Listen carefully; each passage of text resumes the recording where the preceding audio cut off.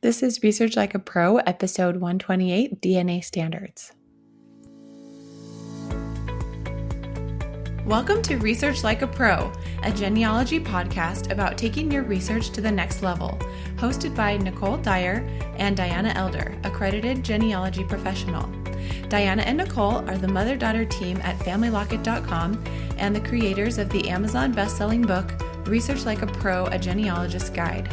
I'm Nicole, co-host of the podcast. Join Diana and me as we discuss how to stay organized, make progress in our research, and solve difficult cases. Let's go. Hi, everyone, and welcome to the show. I'm Nicole Dyer, co-host of the podcast, and I'm here with my mother, accredited genealogist Diana Elder. Hello, how are you, Mom? I am doing really well, thank you. How's your week been? What have you been doing?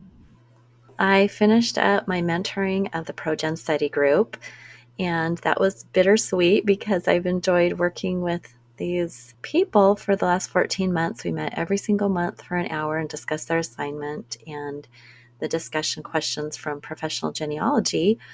So, it's always kind of sad you build those relationships and it's sad to see them go. But then on the other hand, I'm excited to move on and do something different with those hours that are now freed up. But one of the really great things that came from being a mentor for ProGen was that I got to read and study the entire second edition of Professional Genealogy. And for any of our listeners who don't know what that is, it's a great book. It's really heavy and it's really big. And it's edited by Elizabeth Schoen Mills, and each of the chapters is written by a professional genealogist. And so there's chapters on a really broad range of things, everything from the business of professional genealogy, like writing contracts and setting fees, working with clients, to the other end of the spectrum of writing reports and actually doing the client work. So it was really a great experience to read through that second edition. I had done the first edition when I did my own ProGen as a student. So it was fun to go through it again as a mentor. Yeah, I'm enjoying ProGen too. We only have a few months left. This month is the assignment on the resume, and it's optional, which is kind of nice because it's, December. But I think I'm going to work on my development activities, which is part of the portfolio, and then just not share it with my group for feedback. Oh, that's a good idea. Still do the assignment, but have it be double duty, I guess. I might just submit a resume, that I've made in the past for a review, but I can't submit anything for review that I'm going to submit for my portfolio. So I'll just work on that for myself. Right. Good idea. So what have you been working on besides that? Well, I've been doing the client report and finishing that up. And as I was preparing to send it to him, I reviewed our contract and realized that I had put in the contract that I would give him the document images, and I hadn't really discussed with him how he wanted them. And so as I was writing the report in my mind, I thought, oh, I'll just put the links because I know he has access to Ancestry and Family Search. So I put the links in the footnotes thinking he would just get them that way. But then when I talked to him, he actually said that he did want to have the digital files in a folder. So I had to go back and prepare those using Canva. I added the citation and then downloaded all the images and shared that with him. I kind of thought, would it be nice to do this as I was going along? And I know I've done that in the past, but this time I was just thinking I would give him the links. I remember when we did the contract, it was kind of a busy time, and I had just emailed it to him and he signed it and sent it back, and we hadn't really discussed it. So I think it's just really important when we're making those contracts to discuss exactly what the deliverables are going to be and what they want, because not everybody wants the same things and wants it in the same way. And some people might just prefer the documents attached at the end of their report, and other people might want them shared in a folder. But either way, they have to have the citations attached in order to meet standards. So it does take some work. Providing just a link would be the easiest way to do that because the link is right in the citation and they can see the image. But if they actually want to have the document images, then you have to attach a citation to them. Yeah, I think it's really a good thing to talk about. I always talk to my clients on the phone for an initial consultation. And right then, that's just such a good time to say, okay, so what do you want at the end of this? What is your purpose for this project and this report? Because some of my clients want to post it on Ancestry or Family Search to show the proof, or they want to share it with family members. And it's really important to understand what the client wants and to know what they're going to do with it so you can figure out how to do those documents. Just a lesson learned, right?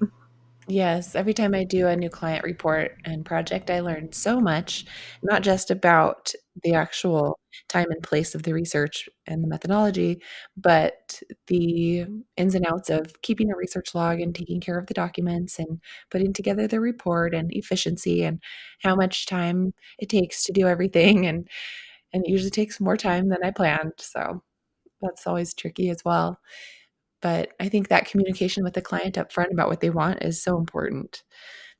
Also, if it includes DNA evidence, like this one does, talking with them about what they want to do with the report and letting them know it's not ethical to share a report that includes living DNA matches in it unless you've gotten their permission.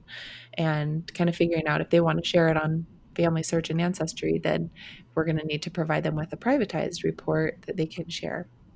Right. And this is something that's new that we haven't had to think about in the past because we were just working with documents of people who were deceased.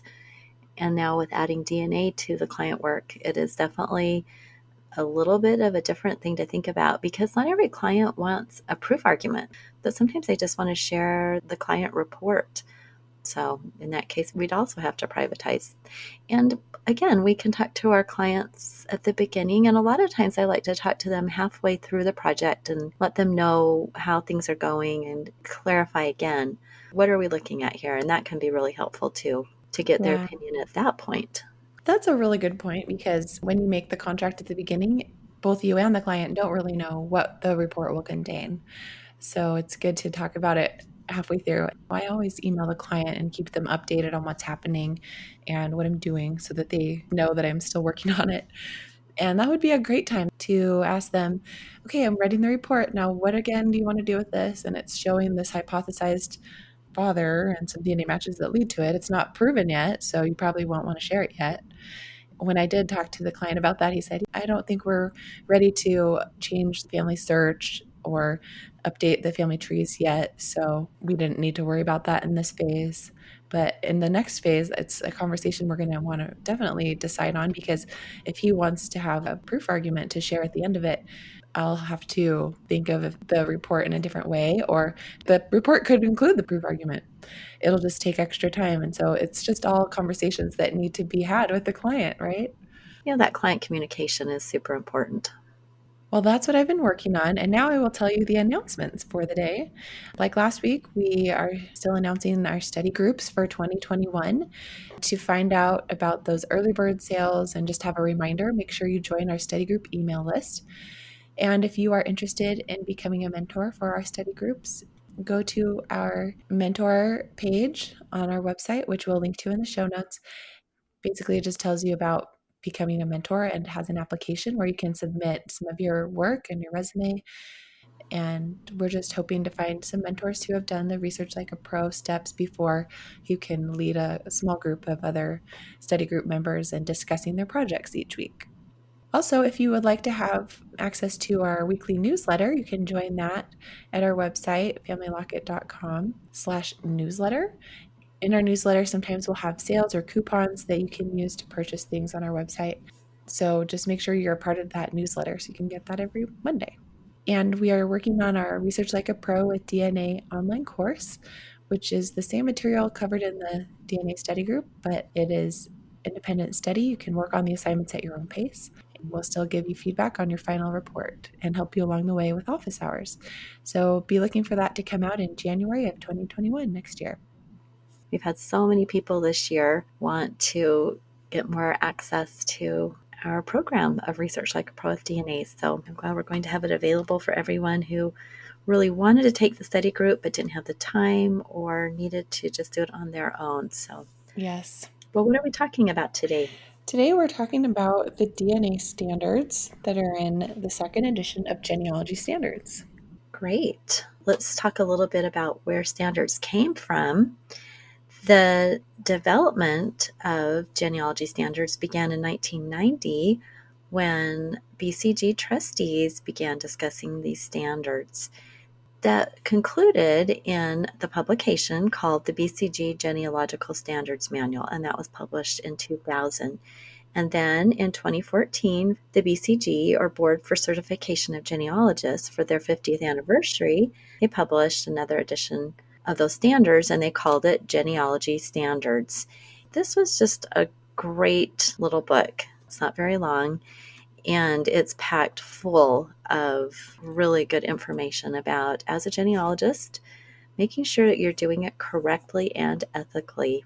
With DNA coming into play and this whole field of genetic genealogy just booming after 2014, BCG went to work on putting some standards for DNA evidence into the book. And so the brand new edition, 2019, is the second edition of Genealogy Standards, and it now has new standards all about using DNA evidence.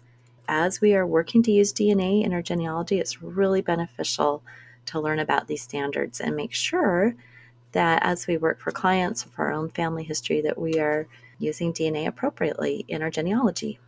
And over the last several podcast episodes, we've been going over different things relating to the standards, privacy and DNA report writing, and sharing our reports online, and writing a DNA proof argument, which, when we do that, everything in our proof argument should meet the DNA standards and all of the standards. So I thought it would be a good idea now to just have a discussion about the DNA standards and how we see them applying in our work for research reports, research in general, and proof arguments. This new edition of Genealogy Standards includes several new standards that regard the use of DNA evidence. So these were all added in 2019, like Diana said.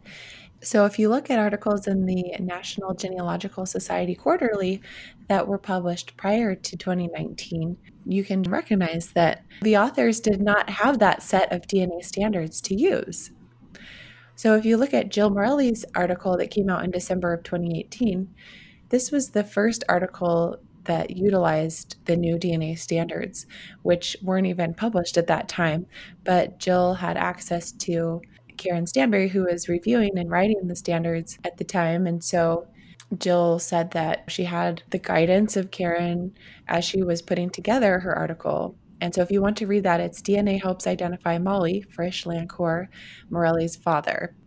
Can you imagine how hard it would be to try to write a proof argument including DNA evidence without any specific standards about how to use them? It was good that those were published finally, and now they can really guide us as we are writing our own proof arguments and putting together our research reports and using DNA in our research.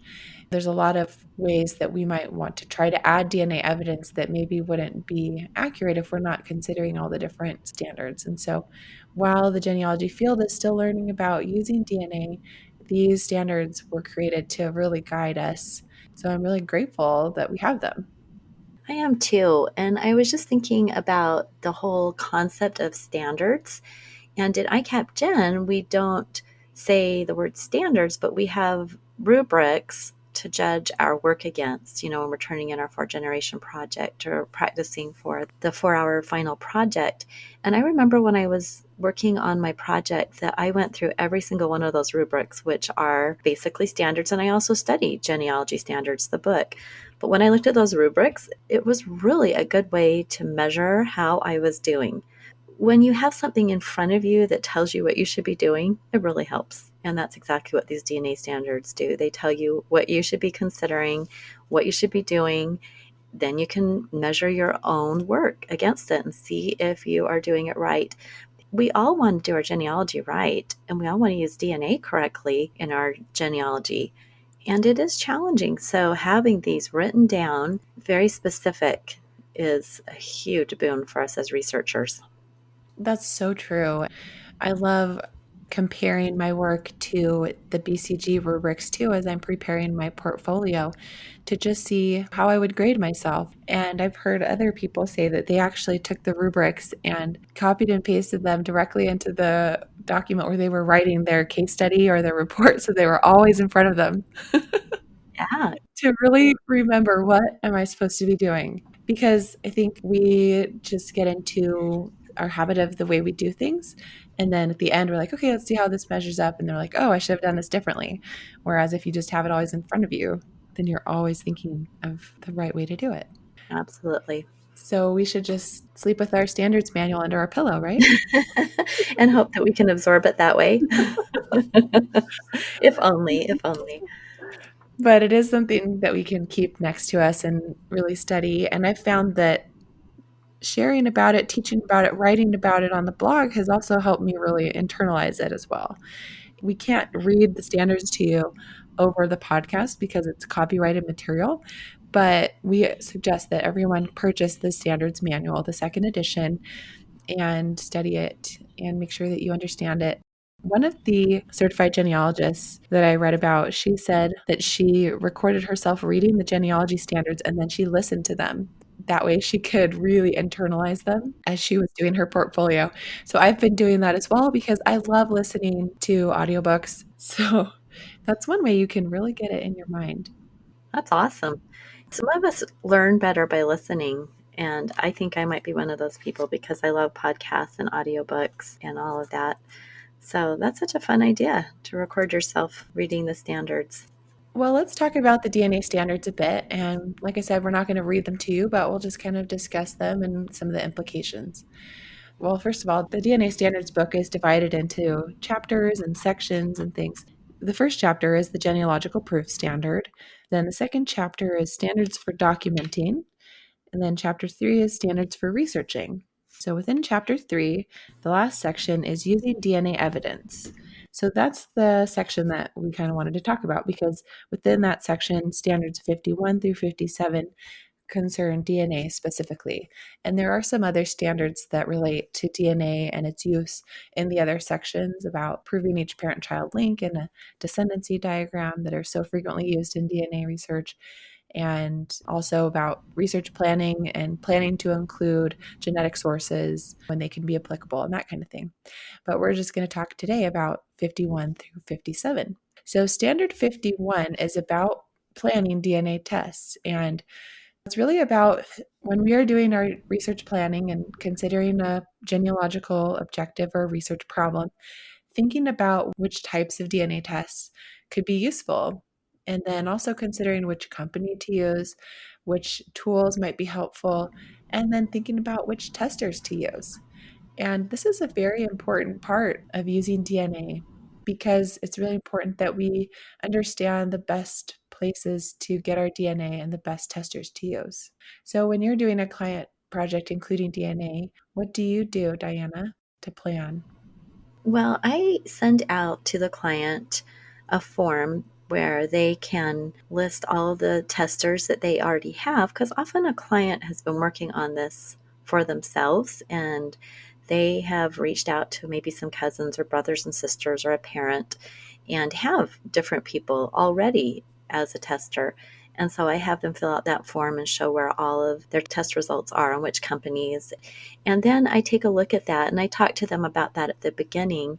And sometimes I will look at and I'll say, Y DNA would be really helpful for this case. Or do you have an elderly cousin that could be a generation closer? So I kind of work with them at the beginning to see what kind of DNA they already have and then suggest to them that they get some additional testing done before we even start the project. Because sometimes I can tell they're not going to have enough to do very much with. And then other times they've got a lot to work with that we can get started. And then after we've worked through the first 10 or 20 hours on the project, in the future research, I will often consider having a descendant of this line test to compare DNA results with because we've discovered, a possible common ancestor and we want to see if any of their descendants match up even more closely with the subject. So I really look at the planning DNA tests at the beginning of a client project and then think about it all the way through and then put that as a future research item as well. Yes, absolutely. I think that's really important to recognize that we can add that in as we go. I had one client who said he doesn't know anybody else who's tested, and so he tested himself. And then when I analyzed his close matches, we found an uncle and a first cousin once removed, one generation closer. So then in the future research, we could add ask these people to share their results so that we can use them as well in our analysis. Right. Often the first phase of a research project with DNA for a client, you don't have time to analyze everything out there. You've got to be pretty judicial in what you're using. And so the future research becomes so important. Yes.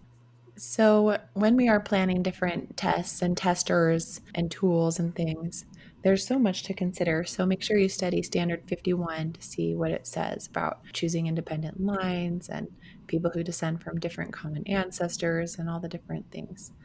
Standard 52 is kind of the long, big standard that tells about the different considerations for analyzing the test results. So make sure you study that one. It talks a lot about different factors that can affect determining a genetic relationship, like the possibility that a DNA match could share more than one common ancestor. So we can't necessarily say, oh, we found a common ancestor with this person. This is where the DNA came from. We have to consider maybe there's another common ancestor, especially when it's further back. One strategy that is often talked about to help with that is pedigree evaluation. And that really helps you see if the pedigrees of the tester and the DNA match are complete to the generation of that common ancestor, and maybe even one or two generations beyond, especially if it's a small DNA match, sharing just less than 30 centimorgans, where that could be a very old segment and it's been passed down from a more distant ancestor. So you just never know. We got to check that and check to see if both the tester and the DNA match have a full pedigree so that you can really compare and look for more than one common ancestor. I think that is something that we too often don't consider. But anytime you are studying a group of people that lived in the same area, you have to consider that there could be more than one common ancestor. And the more you work with your DNA, the more you will run into that scenario. So it's just like when I was evaluating the through lines for my project for the DNA study group, I was doing the through lines for my Cynthia Dillard, and I discovered that almost all of the matches to this Hobson Milner, which I proved incorrect, were for different ancestors. They were connected, but they were not for through Cynthia's line. And it was really eye-opening to me that, yeah, there was a DNA connection, but not that specific one. So we have a lot of ancestors on our charts we have to consider. Yeah, and that really highlights one of the problems with through lines, although it's a helpful tool. But if one person adds an erroneous ancestor to their tree, like this Hobson Milner as the father of Cynthia Dillard, then all of a sudden through lines is picking up and looking at all these people who have that man in their tree and seeing, well, you have 10 DNA matches, you have that man in your tree. It must be because you're related through Cynthia Dillard being his daughter. And then it puts it in a through line for you. But when you actually evaluate how those people match you, it's so crazy to see that although those people all are descendants of Hobson Milner, it doesn't mean you are too, because they actually match you on different lines and have different common ancestors with them. Yeah, it is so interesting. Well, I like on the Standard 52 about analyzing DNA test results that it talks about your documentary research as well, because that is the other half of it, that we do really good work with analyzing the DNA, but we also have to be really thorough in our research in the documents. That's how we connect everything up. And I like that they address that, because too often we want to just use DNA and we don't want to do as much work in the documentary research portion of it as we need. We always have to remember reasonably exhaustive research goes right along with this. Yes, that's so true. If the DNA match has erroneous documentary research in their family tree, then even though we might think we found the common ancestor, it could be wrong because of their research. So that's just a factor we have to consider. And there are 8 different factors here.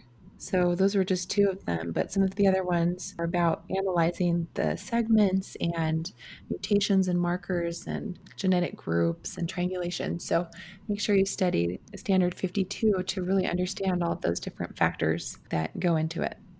All right, let's go to Standard 53. This one is called Extent of DNA Evidence.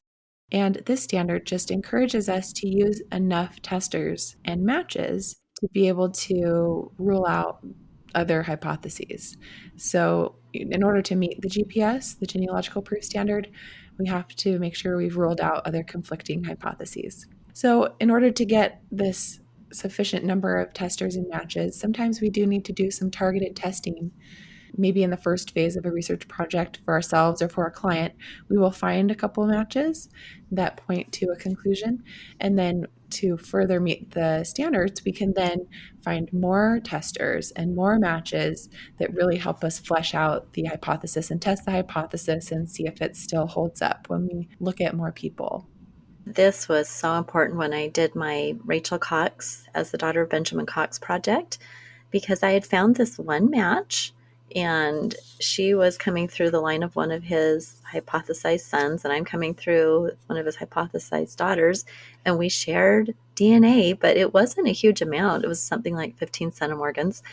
And I was so excited, but then I think in the study group, I showed it to Robin or to you. And you guys said, yeah, you really need a lot more evidence than that. And so I reached out to some of my second cousins through the same line and asked them to share their DNA with me. And one was a generation closer. And then I found another cousin who was from a different child, and he shared DNA with me, and he was also a generation closer. And oh my word, that strengthened my argument so much, because those two individuals who are closer, their DNA matches were much higher. They were like in the 30s and the 40s. And then showing that we all match these different descendants of Benjamin Cox through his proven children. It was so great to chart that all out. I did a McGuire type chart, and it was so much better. You know, here I had this one match and I had proved it, but strengthening that with so much more DNA evidence from the other people was really a good example to me about what we should be doing with DNA. Absolutely. Question for you on that. Were the people that you had share your matches with you also related through your line? Yeah, I had two that were not and two that were.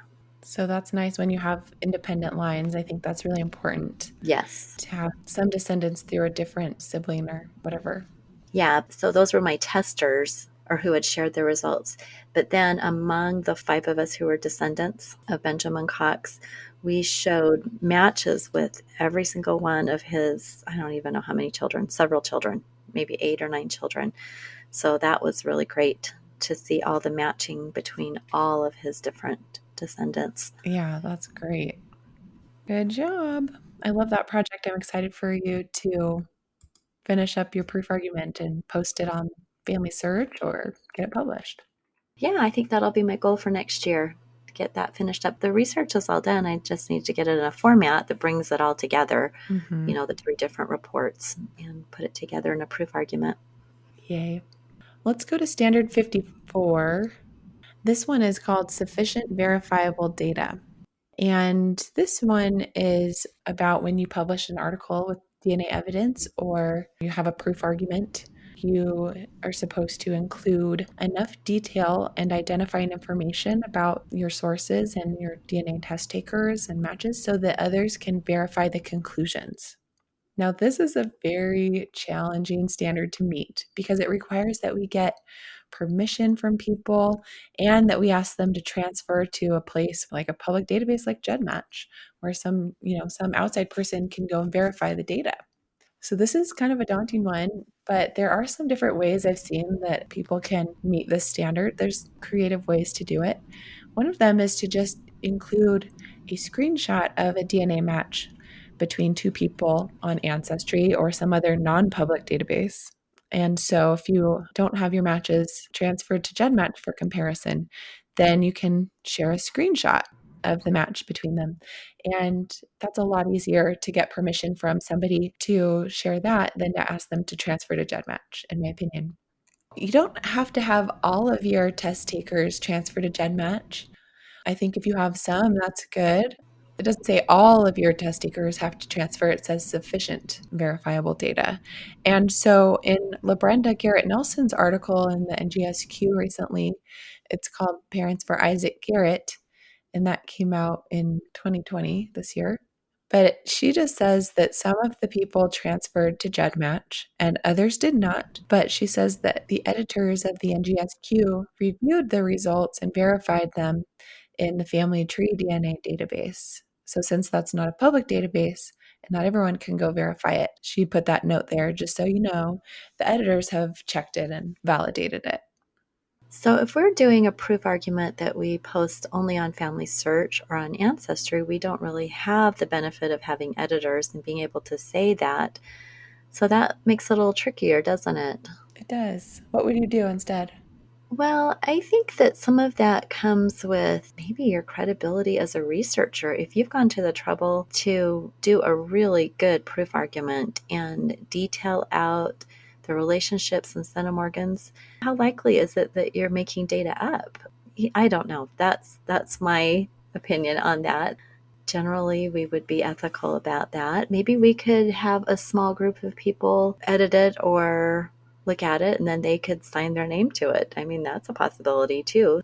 Yeah, that's a good idea. I think just going back to the screenshots, I think the screenshots are a pretty good way if you don't have editors to show people, look, this really is how much they share. Here's the screenshot. And the person, of course, has given their permission first. Yeah, screenshots are really good. But if you don't have the permission, you can't share the screenshot. So it really goes back to doing the legwork of going and asking the matches, can I have your permission to share the screenshot of your match in my report? Yeah. And sometimes people will transfer to GEDmatch, so I think it's good to try and ask them. Especially I found when I share my preliminary report with them and show them what I'm doing, I found that a lot of people are willing to transfer. I actually had one of the DNA matches who had been on GEDmatch but then had removed her kit from GEDmatch when all the law enforcement questions were going down. And then when I shared my proof argument draft with her and asked her to transfer to GEDmatch, she said, "Oh, I took it off, but I think I'll put it back on so that I can be part of your paper." And I was really thankful. So sometimes they're willing to do that. And I think that's a great idea to share with them what you're doing and share the report so they can see. And I love that she wanted to be part of it. That's awesome. Yeah. All right, let's go to standard 55, integrating DNA and documentary evidence. So, this is about using both DNA evidence and traditional evidence. And we know that we need to do this. This is just such an important part of our genetic genealogy because if somebody has a tree with the wrong ancestor in it and we use that to come to a conclusion about our genetic relationship, then we're wrong, right? So, we need to integrate the findings and source citations for documentary part of the research that determines that genetic relationship. And then considering the limits of the evidence that we have. And when we teach our DNA study group, we have everybody write out the limitations of DNA and talk about if they have enough DNA evidence to really answer a specific objective or not before they even go down the path of trying to research that objective. Because if it's too many generations removed and you only have autosomal test results, that's probably going to be a big limitation. And then also looking at any conflicts that come between the DNA evidence and the documentary evidence. Yeah, I think it's really important that as we are writing up our research, that you go back and forth. You don't just do all the DNA and then do all the documentary work. The DNA will point to some new places to do documentary work.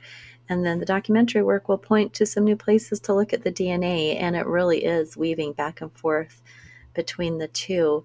And you do have to learn to integrate it. And it makes it more complicated. I know a lot of our students struggled with writing their final report because they were not comfortable in integrating the DNA and the documentary evidence. And it just comes with practice. After you've done a few of these types of reports, it gets easier and easier, and you learn how to do that. But you have to just get started and try doing it up front. You're not going to learn unless you get started trying it and realizing that you've got to do that interweaving. And I love writing the limitations of the DNA. That is so helpful in a client project or a project of your own because it points up those things like I was talking about previously in that Benjamin Cox project that, oh, this was a limitation that I only had one person I'm comparing DNA with. That's kind of like a huge problem there. And when you're writing those down, it can help you to see some avenues for additional evidence you need to bring in. It's really good to put this kind of information into writing so we think about it and we're aware of it. Yeah. Standard 56 is our next standard, and this one is called Conclusions about Genetic Relationships. This one is pretty basic. It's just saying that if you are going to say that a relationship between a person and their ancestor is a bloodline or a genetic relationship, then you have to include genetic evidence for that. I think sometimes in the past we as genealogists, assumed that, these lines that we were tracing with just documentary evidence, we assumed that they were bloodlines and that they were always genetic relationships.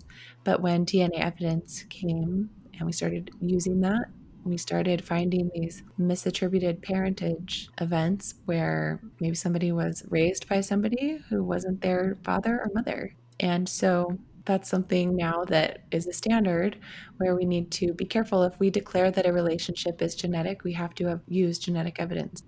And then if we aren't using DNA evidence, for example, and we're coming to a conclusion with documentary evidence, maybe a person is wanting to use that for a lineage society or anytime, we should always tell them that the DNA, if examined, could overturn our conclusions. That, if we're just making a conclusion based on documentary evidence and not including genetic evidence, then looking at DNA might overturn that.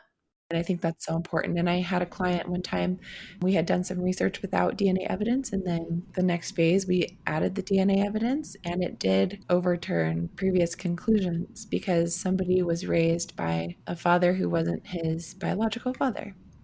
And that happens more often than we would like to think. So I like that standard, that when we are working just in the documents, that we could add that caveat that DNA testing could overturn what the records tell us, because the records tell us only what people are willing to admit, right? So not every birth certificate records accurately birth parent. Really interesting things to consider. Again, it's nice to have the standards to make us think about that scenario and how we should deal with that. All right, we're on to our last standard, number 57, respect for privacy rights. And in the last several podcast episodes, we've been kind of talking about this a lot. So this standard is a good one to really become familiar with and to decide how you're going to meet this standard when you're doing client research and asking other people to take a DNA test, getting your informed consent form ready, and all those things. Because we need to make sure that we're telling people how much information we will share when we get their permission to share, and what we're going to share, how it will be shared. Give them options for different things that could be shared, like, do you want your full name to be shared? Do you want initials? Do you want us to use a pseudonym? And give them options and have them agree. There's a lot of options when we are publishing documents that include living DNA test takers. Absolutely. And again, it's just being aware of this situation. And we talked a little bit at the beginning about asking our client what they want to do with the report or the proof argument that we create for them. And if it's going to be published, then we need to provide a report or a proof argument that protects the privacy of the testers or get the permission. Because once we send off that report, it leaves our hands, and we want to make sure that we're respecting the privacy of anybody that we've used in the report. Yes, and so we've already talked about this quite a bit, and you can go read my blog post, How to Prepare DNA Research Reports for Sharing, because I have a lot of discussion in there about publication versus private sharing and permission, and I have some examples of forms that different people have used to get consent from their test takers and their matches. So go look at those, and I'll put a link in the show notes. So that was all of the DNA standards in the second edition of Genealogy Standards. Make sure you get that manual to have under your pillow at all times. And that's what Karen Stanbury used to tell us in our SLIG class about DNA standards and research. So I just laugh when I think of that because she's such a proponent of the standards, and she's just done a wonderful job sharing how to integrate the standards into our own work and teaching about them. So I'm thankful for that and really excited to continue going forward and keeping my work up to the standards. Right. And I think it's important for all of us as genealogists to try to meet standards in our work. We want to create a body of work that's going to last and not have it be overturned. We want to do work that can be handed down through our descendants and is accurate. Yep. All right, everyone. We'll talk to you next week. Have a great week. Bye-bye, everybody. Bye. Thank you for listening. We hope that something you heard today will help you make progress in your research. If you want to learn more, purchase our book, Research Like a Pro, A Genealogist Guide, on Amazon.com and other booksellers. You can also register for our Research Like a Pro online course or join our next study group. Learn more at FamilyLocket.com. To share your progress and ask questions, join our private Facebook group by sending us your book receipt or joining our e-course or study group. If you like what you heard and would like to support this podcast, please subscribe, rate, and review. We hope you'll start now to research like a pro.